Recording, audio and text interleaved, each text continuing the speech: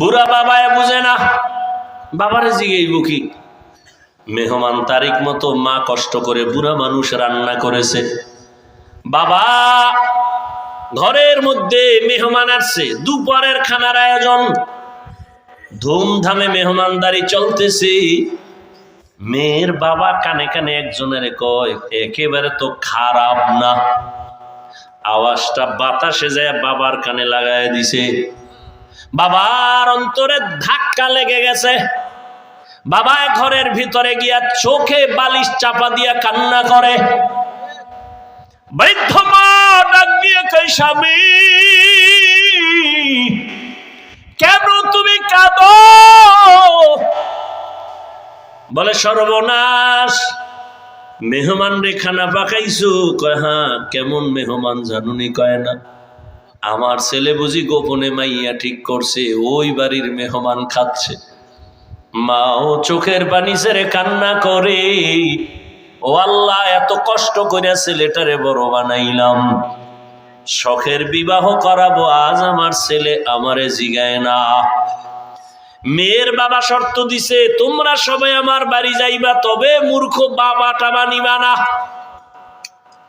এ মুরব্বি টুরব্বি লাগবে না, মুরব্বির এখন দাম নাই।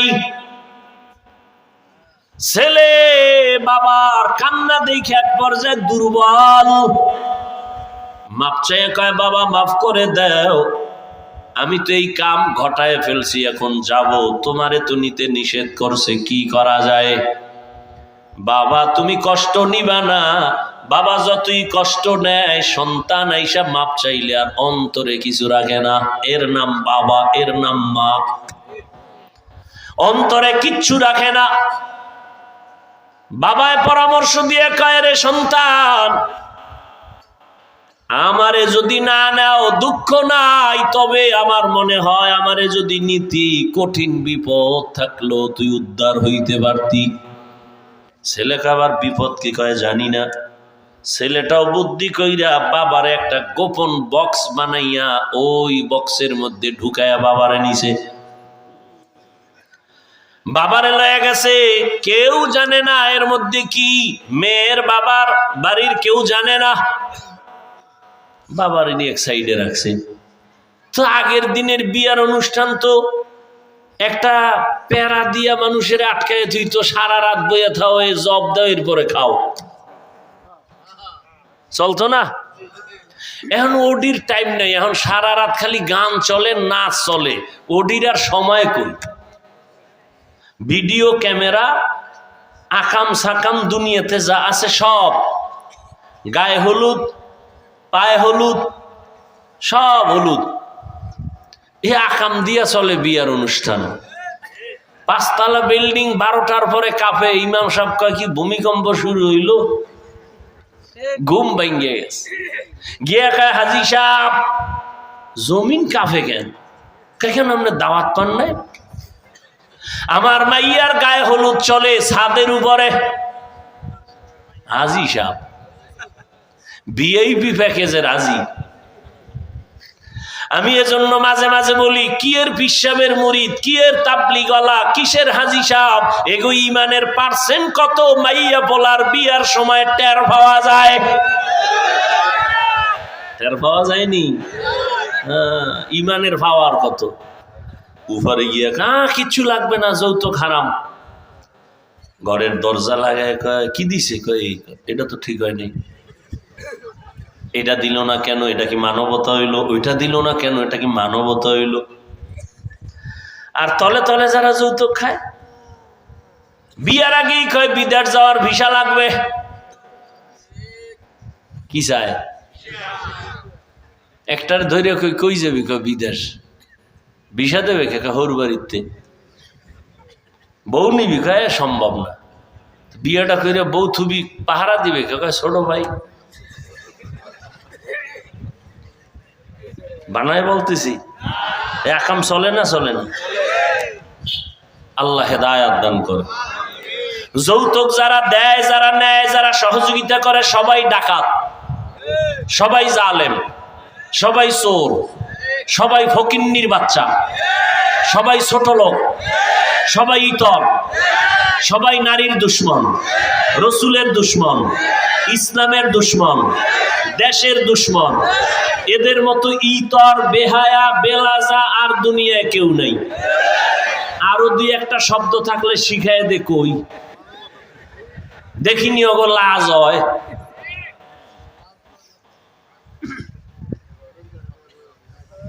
আল্লাহ হেদায়াত দান করুন। এক যুবক কয় এত কিছু হই না, আর ভাল লাগে না, নিয়ত পাল্টাই লাইস, খামো না, দেখি কি হয়। ফট করে কয় দুঃখ কি, আব্বা তো মান্নত করছে, ওটা খাইবি। এরকম বাপ আছে না? মাইয়া হইলে খুব বেজার, ছেলে হইলে। আর রহমতের নবী বলেন আমি 4 কন্যার বাবা, আমার কোনো ছেলে নাই। ও কন্যার বাবারা, একটা কন্যা যদি পাও, একটা জান্নাতের মালিক। একজনে খুশি হয়ে আমি 4টে পাইছি, আমি 4 জান্নাতের মালিক। কয় মাইয়া? কয় জান্নাতের মালিক? মাইয়ারা কি আরে কয়, এরা আবার গ্রামীণ ব্যাংকের মালিক। কি কায়দা! ভাইরা আমার,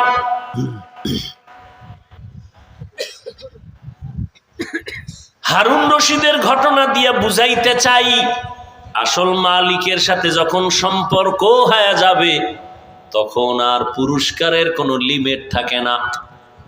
ঠিক আমার মালিকের সাথে যত বন্ধুত্ব হয়ে যায় তখন আর কোনো আলাদা পুরস্কার নাই। আল্লাহ কয় রোজাদার, আমি আল্লাহ তোর নিজের পুরস্কার হয়ে গেলাম। আমি আল্লাহ তোমার হয়ে গেলাম, তুমি আমার হয়ে গেছ। তোমার কোনো ভয় নাই। এই রমজানের মাধ্যমে তুমি তাকওয়া অর্জন করো, গুনাহ থেকে নিজেরে কন্ট্রোল করো। রোজার দ্বারা তাকওয়া যেই পরিমাণ অর্জন করা যায়, অন্য আমলের দ্বারা এই পরিমাণ অর্জন করা যায় না। রোজার মধ্যে বড় আমল 2টা, এক হলো তারাবির নামাজ, আর এক হলো রোজা। এরে নবীর উম্মতের দল, এই মাসে আর একটা সুন্দর আমল হলো কোরআনের তেলাওয়াত। আমি আগেই বলছি, মনে থাকলে আবার বলেন, রমজানে একটা নফলের দাম কি একটাই না ফরজের সমান? একটা ফরজের দাম 70টার সমান। ও এলাকার মুসলমান যুবক বাবারা, মা বোনেরা, বৃদ্ধ বাবাজিরা, আগামী রমজান পাওয়ার গ্যারান্টি আছে। অতএব আমার অনুরোধ, এই রমজান যারা পাইছেন, পাবেন, আপনারা এই সময় নষ্ট করবেন না, নফল ইবাদত ছাড়বেন না। নফল ইবাদতের মাধ্যমে দাম কি হবে জানেন? কিয়ামতের দিন ফরজ আমলের যত ঘাটতি হবে সব নফল দ্বারা পূরণ হবে। অথচ আপনাকে কে জানি বয়ান দিছে নফল লাগে না, অথচ স্পষ্ট হাদিস, ফরজ আমলের ঘাটতি পূরণ হবে নফল আমলের দ্বারা। রমজানে একটা নফল ফরজের সমান। এই রমজানে নফল ছাড়বেন কেন? ও তারাবি পড়নেওয়ালা বাবারা, আপনারা নফল যত পারেন বাড়ায় পড়বেন, কমপক্ষে 20 রাকাত যেন তারাবি হয়। 8 রাকাত নিয়ে কেউ দ্বন্দ্বে যাইয়েন না, কোনো দূরত্ব নাই, ইবাদত আল্লাহর জন্য করবেন। যদি কেউ ওয়াদাই করে ফেলেন যে আমি 8 রাকাতের বেশি তারাবি পড়ব না, তার কাছে আমার মোহাব্বতের আওয়াজ হলো, ঠিক আছে মেনে নিলাম, আপনি 8 রাকাতই তারাবি পড়েন, তবে বাকি 12 রাকাতও পড়েন, নফল হিসাবে পড়েন। দেখবেন এই সওয়াব আর আগামী রমজানে আপনি পাবেন কিনা গ্যারান্টি নাই। অথবা রমজান পাইছেন, আপনি অসুস্থ, লাভ কি? ওই দেখেন না একদল, রমজান আইলেই বিপদ, মনে হয় অসুস্থতা বেড়ে যাবে। আছেন এরকম কিছু মানুষ? আজকে কেতাবে দেখছি, বড় এক বুজুর্গ পাকিস্তানের হাকিম আক্তার সাহেব রহমতুল্লাহ আলাইহি লেখছে। কি লেখছে জানেন? এক এলাকার মানুষ একেবারে আওয়াম, শিক্ষিত না, অনেক হুজুরে গেছে ওয়াজ করতে, এই রমজান আইতে আছে, রেডি হও। এরা বুঝে না রমজান কি। কয় হুজুর এটা কি?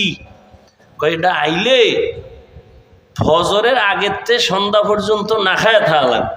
কয় এটা আবার কোন গজব? সারাদিন না খাইয়ে কহ। একটু পানি টেনি, না পানিও না, কয় কি পানিও পান করতে আর মুনা কয় না। তো এই বিপদের লাগে তো মোকাবেলা করতে হইব। এবার হুজুর এটা আইবে কোন দিক দেয়া, যে পশ্চিম দিক দিয়ে আইব। তাই কহ কবে? 29 শাবান, শাবানের 29 তারিখ। টাইম কোন সময়? সূর্য ডোবার পর। হুজুর ঠিক আছে বুঝলাম।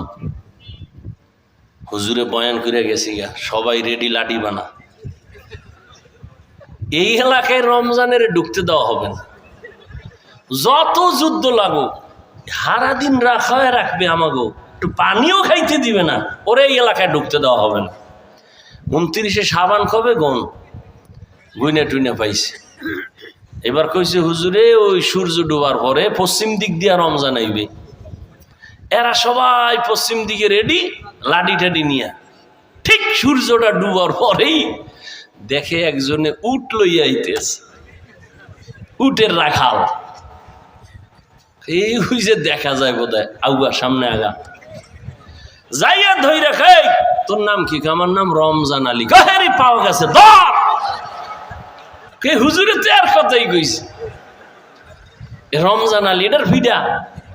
আরে ফিডা গণ ধোলাই, এটা মায়ের মুড়ি খাইয়া দৌড়। এটা জানে না যে আমার কি লিগে ফিডা, দৌড়। ফিডাই টিডাই কইছে এই এলাকায় ঢুকলে তোর রুহু আর লগে রাখুন না, খবরদার এই অন্য দিক দিয়ে দৌড়া, এলাকায় ভুলো আবি না। ঠান্ডা মাথায় সবাই আছে। হুজুরে কয়েকদিন পর আবার বয়ানে আইছে রোজার পরে। কেউ ভাই রমজান কেমন কাটলো? কয় হুজুর রমজানের মাইরা আল্লাহর শকর আমাকে এলাকায় ঢুকতেই দিনে, বহু দূরে রাখছি, কিন্তু এই বিপদ, এই এলাকায় ঢুকতে দেওয়া হবে না। কিছু মানুষ এই রমজান আইলেই কয় আমার অসুস্থতা বেড়ে যাবে, গ্যাস বেড়ে যাবে। অথচ পৃথিবীর সমস্ত চিকিৎসা বিজ্ঞানী একমত, মানুষের সুস্থতার জন্য আল্লাহর দেওয়ার সর্ববৃহৎ এক ঔষধের নাম রোজা। আমাকে হুজুর গোটা বাদ দাও, এমনি তো কানে ঢুকবে না, ওটা ওই যে নাকের উপরে দিয়ে একটা মশা উইরা যায়, এইরকম হুজুর গো কথা। চিকিৎসা বিজ্ঞানীদের কথা কি করবা? সমস্ত চিকিৎসা বিজ্ঞানী একমত, মানুষের জীবনের সুস্থতার মহা এক ঔষধ হলো রোজা। গত বছর হিন্দু এক ডাক্তার বিশাল এক আর্টিকেল লেখছে ফেসবুকে, আমাকে একজনে দেখাইছে, বিশাল রোজার কি শরীরের উপকার কি কি। এই জন্য রসুল শুধু রমাজান না, প্রত্যেক সোমবার বৃহস্পতিবারে রোজা রাখছেন। রোজা রেখে একটু কষ্ট লাগবে, দেখেন পরে অভ্যাস হয়ে গেল, শান্তি আর শান্তি। 3 দিন খাইবেন, 1 দিন রোজা, পুরা খানা দানার বডি ব্যালেন্সে চলে আসবে। আবার 2 দিন খাইবেন, আবার রোজা, পুরা বডি ব্যালেন্স। সুস্থতার জন্য রোজা, বিকল্প কোনো ঔষধ নাই। আর এক ঔষধ রাতের ঘুম। রোজা যারা রাখবেন এগো কি উপায়? আফসুস, আপনিও মুসলমান, আমিও মুসলমান, আপনার আল্লাহ আমার আল্লাহ এক, নবী এক, কোরআন এক, কাবা এক, ধর্ম এক। এরে যুবক, আপনি রোজা রাখতে চান না, আপনার ছেলেও চায় না, মেয়েও চায় না। আল্লাহর শুকর, আমাদের ছোট ছোট বাচ্চারা রোজা রাখবে। সাহারিতে যদি না উঠাই, পরের দিন খায় না, রাগ কইরা উঠাইলাম না কেন? আর আপনার 20 বছর ছেলে মেয়ের বয়স রোজা রাখে না। আম্মা জান মাঝে মাঝে কয় ও 2-1টা রোজা রাখবি। বাবা একা খবরদার রোজা রাখায় না, চেহারাটা নষ্ট হয়ে যাবে। ওই আব্বাজানকে জিজ্ঞাসা করি, সারা রাত মোবাইল চালাইয়া যেই ছেলেটার চেহারা নষ্ট হলো, বলেন কোন মেডিসিন দিয়া ভালো করবেন? এখনো অনুরোধ করে বলছি রে যুবক, ও পর্দার আড়ালের আম্মা জানেরা, বোনেরা, ও বৃদ্ধ বাবাজি, কয়দিন আর দুনিয়ার বাহাদুরি? চোখের সামনে কত লাশ সর্বনাশ। কই আমরা যে নবীর আদর্শ মেনে টুপি পরলাম, দাড়ি রাখলাম, নামাজ পড়ি, পর্দা করি, হালাল খাই, কই আমাদের তো সম্মান কমে নাই, না খাইয়াও মরি নাই। করোনার সময় স্কুল বন্ধ, কলেজ বন্ধ, চাকরি বন্ধ, ব্যবসা বন্ধ, ফ্যাক্টরি বন্ধ, কিন্তু কোরআনওয়ালাদের একটা মাদ্রাসাও বন্ধ হয় নাই। আপনি মাস্ক লাগাইছেন, ট্রিপল মাস্ক, মরবেন না করোনার ভয়ে। আর এই দেশের লাশগুলো করোনার লাশ, হুজুরেরা কান্দে নিল, জানাজা পড়াইলো, গোসল করাইয়া দাফন করলো, একজন হুজুরেও করোনায় মরে না। এরে আমার কলিজার যুবক বাবারা, আল্লাহ সম্মানের মালিক, ও এলাকার ভাইরা, ও যুবক বাবারা, এতক্ষণ আমি যে বয়ান করতেছি আমি একবারও কিন্তু আপনাদের বলি না আমার মতো টুপি লাগাও, স্কুল ছেড়ে মাদ্রাসায় যাও। আমি কওমি মাদ্রাসার সন্তান, তোমরাও যাও। আমি তাবলিগের লাইনের সন্তান, তুমিও তাবলিগে যাও। একবারও বলি নাই আমি পীরের মুরিদ, তুমিও পীরের কাছে যাও। একবারও বলি নাই। বরং আমি বলতে চাই, যুবক তুমি স্কুলে পড়ো, আমি হাফিজুর রহমান তোমাকে ধন্যবাদ দিয়ে গেলাম, দোয়াও করে গেলাম। তুমি স্কুলে পড়ে ডাক্তার হও, কলেজে পড়ো, ভার্সিটিতে পড়ো, তুমি ইঞ্জিনিয়ার হও, প্রফেসর হও, তুমি একজন সাংবাদিক হও, ওসি ডিসিএসপি হও, আমি দোয়া করে গেলাম, অন্তর থেকে বলছি।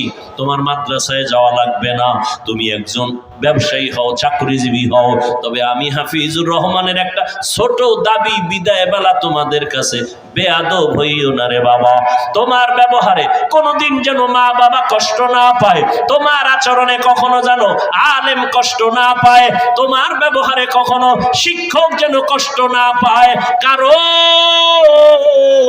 মা বাবা যদি কষ্ট পাইয়া মনে দুঃখ নিয়ে বলে একটা নিঃশ্বাস ছাড়ে, ওই নিঃশ্বাসটা তোমার জন্য একটা আগুন।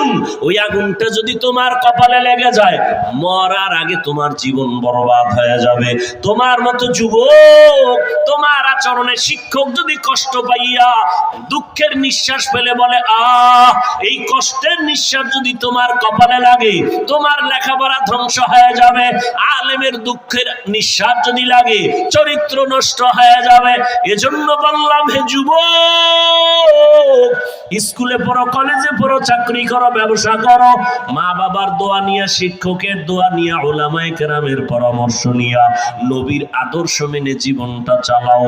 এবার বাস্তবে একটু তাকায় দেখো তো, তোমার মতো যুবক জীবনে মাদ্রাসায় পড়ে নাই, স্কুলে পড়ে, কলেজে পড়ে, সত্য কথাটা স্বীকার করো। তোমার মতো যুবক জেনারেল লাইনে থাইকাও নামাজ পড়ে, বলো আসেনি? তোমার দুই পায়ে হাত রেখে বলছি, বেয়াদবি মাপ চাই, রাগ করো না। বলো তুমি, মেধা আছে, বিবেক আছে, পশুকে আল্লাহ বিবেক দেয় নাই, তুমি বলো। তোমার মতো যুবক যদি স্কুল কলেজে পড়িয়া নামাজ পড়ে, বলো তুমি কেন পারো না রে বাবা? তোমার কি সমস্যা বলো? মা বাবার কি অভিশাপ লাগছে তোমার কপালে? আমার তো মনে হয় তাই। নাইলে অভিশাপ না লাগলে তোমার মতো যুবক যদি কলেজে পড়িয়া নামাজ পড়ে, বলো তুমি কেন পারো না? তোমার মতো যুবক যদি রাস্তায় গাড়ি চালায় নামাজ পড়ে, তুমি কেন পারো না? তোমার মতো যুবক র্যাব, আর্মি, পুলিশ, বিডিআর এর চাকরি করে নামাজ পড়ে, বলো তুমি কেন পারো না? তোমার মতো যুবক ডাক্তার, প্রফেসর, ইঞ্জিনিয়ার 5 ওয়াক্ত নামাজ পড়ে, বলো তুমি কেন পারো না? তোমার মতো যুবক নদীর মধ্যে মাছ ধরে, নামাজ ছাড়ে না, ময়দানে কৃষি কাজ করে, নামাজ বাদ দেয় না, বলো তুমি কেন পারো না রে বাবা? আল্লাহর কসম, আল্লাহ তাআলা তোমাকে বারবার ডাকে, তওবা করো। কয়দিন আর গুনাহ করবা, কোন দিন হায়াত শেষ হবে জানা নাই। চক্ষু বন্ধ করে একটু গবেষণা করো, ভাবো, দেখো করোনার মধ্যে যুবকের লাশ, ছাত্র জনতার আন্দোলনে দেখো যুবকের লাশ, যত লাশ দেখি শুধু যুবক।